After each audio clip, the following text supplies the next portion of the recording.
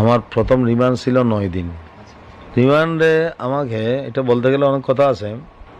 রিমান্ডে আমাকে নিয়ে যাওয়ার পর বসের অফিসে আমাকে ডাকাইছে একদিন। এখানে র্যাবের একজন ম্যানেজার গেছে, আরও অফিসাররা গেছে। র্যাবের ম্যানেজার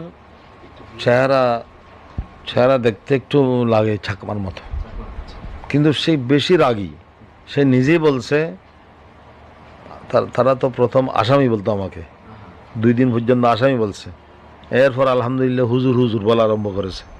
আমি আপনাকে স্টেজে টার্গেট করেছিলাম, অর্ডার ছিল ওইখানেই আপনাকে গুলি করা, 2 মিনিটের ভিতরে আপনি সরে গেছেন।